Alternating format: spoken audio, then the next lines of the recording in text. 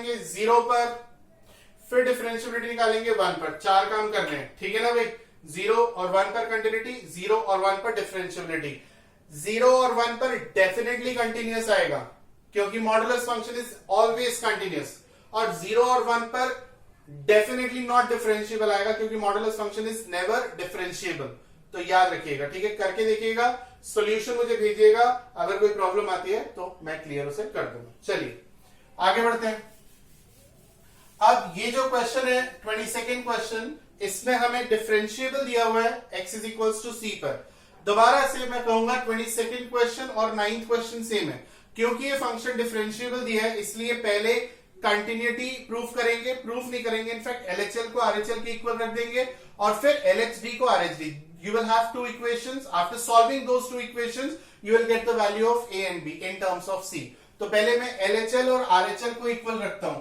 क्या लिखेंगे इसके लिए? आप लिखेंगे because the function is differentiable, hence it has to be continuous. तो मैं इसकी कंटिन्यूटी निकाल रहा हूं। बताओ कंटिन्यूटी x की किस वैल्यू पे निकलेगी? C पर।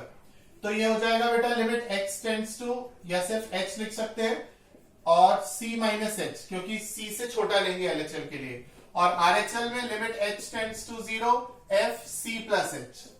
ठीक है ना बेटा?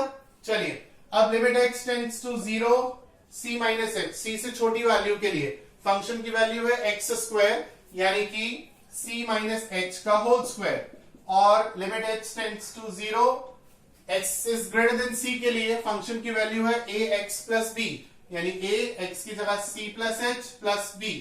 अब आप इसमें h को 0 पुट कर दीजिए तो C square equals to A C plus B. ये आ गई हमारी फर्स्ट इक्वेशन, ठीक है, ये फर्स्ट इक्वेशन। अब हम लोग इस इक्वेशन को साइड में लिख लेते हैं, इसकी हमें जरूरत पड़ेगी जब हम लोग एलएचडी और आरएचडी को इक्वल करके सॉल्व कर रहे होंगे तब। तो एलएचडी और आरएचडी को इक्वल करते हैं, यहां लिख देते हैं एलएचडी इक्वल्स टू आरएचडी, ठीक है। चलिए limit X tends to 0 fx minus F C upon X minus C. पहले मैं हमेशा फॉर्मूला लिख लेता हूं, ठीक है ना। आरएचडी का भी limit h tends to 0 fx minus F C upon X minus C.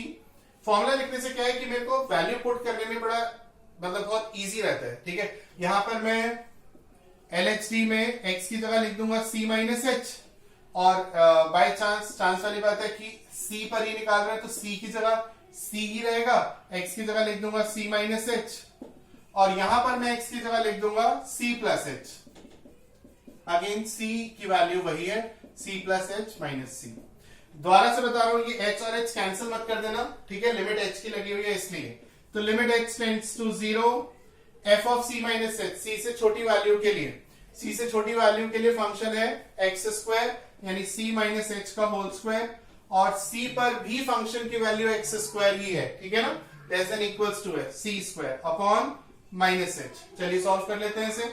c square plus h square minus 2ch minus c square upon minus h, ये कैंसिल। इसमें से h कॉमन ले लीजिए बेटा, h कॉमन लिया, h minus 2c upon minus h, ठीक है। h को 0 पुट कर देंगे तो माइनस 2c अपॉन माइनस 1, यानी सिर्फ 2c। तो LHD आ गया आपके पास 2c। अब फटाफट से RHD सॉल्व करते हैं।